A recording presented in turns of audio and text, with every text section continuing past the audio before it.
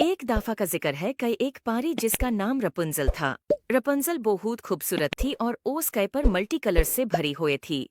Rapunzel में एक power थी जो कई जादूगर मुर्गात ओस से छीन लेना चाहता था। एक दिन रपुंजल जेबी बाग में टहल रही थी तो जादूगर परी को जबरदस्ती अपनी चिले में ले आया जो अब उसके साथ मंडला रहा था। रपुंजल भूत डर गई थी। खुश आमदीद मुर्गात ने हिस करते हुए कहा। उसकी आवाज गूंज उठी। यही जगह है जहां तुम अपनी मैजिकल पावर सीखोगी, मेरे निगरानी में। रपंजल कांप गई मगर उसने अपना सर ऊंचा रखा। रपंजल ने जादूगर से कहा, मैं कभी तुम्हारी मदद नहीं करूंगी मोरगात। मोरगात ने कहा, यह तो वक्त बताएगा। और उसका एक हाथ के इशारे से सरी दरवाजे खुल गए। जादूगर रपुंजल को जादू से भरे किले में ले गया। जब रपुंजल किले में कैद थी, हमेशा मुर्गात उस पर नजर रखता था। रपुंजल ने अपनी जादू को कंट्रोल करना सीखा, मगर कभी भी भागने का रास्ता ढूंढना नहीं छोड़ा।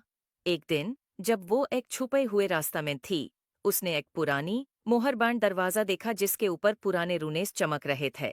क्यूरियोसिटी से भरपूर रपंजल ने एक जादू बोला और दरवाजा धीरे से खुला। अंदर उसने एक लंबा आदमी देखा जिसके नीली आंखें और लंबी सेफ्ड दाढ़ी थी, जो दीवार से जादू के हटकारी से बंधा था। तुम कौन हो? रपंजल ने डरते हुए पूछा। मैं रिचर्ड हूँ, आदमी ने जवाब दिया। मैं इस किले का मुहाफिज था, मगर मुर्गात ने मुझे धोखा दिया और फिर मुझे यहाँ कैद कर दिया। तुम कौन हो परी? मेरा नाम रपंजल है, उसने कहा। मुर्गात मुझे यहाँ लाया है। वो मेरे जादू को अपने मकसद के लिए इस्तेमाल करना चाहता है, रिचर्ड ने कहा। तो फिर हमें मिलकर इसे रोकने की कोशिश करनी होगी। तुम्हारा जादू बहुत ताकतवर है, रपंजल, मगर तुम्हें गॉडीनेस की जरूरत है। मैं तुम्हारी मदद कर सकता हूँ, मगर तुम्हें पहले इन जंजीरों को तोड़ना होगा। मुर्गात रपंजल को गौर से देख रहा था। यूज बढ़ती हुई पावर का एहसास हो रहा था। उसने देख लिया था कि रपंजल ने रिचर्ड को ढूंढ लिया है, मगर उसने उनके बनने वाले प्लान को न सुनना था। अपनी ही प्लान्स में कॉन्फिडेंट मोरगाथ ने एक रिचुअल की तैयारी शुरू की जो रपंजल के जडू को हमेशा के लिए उसके साथ बांध देगा।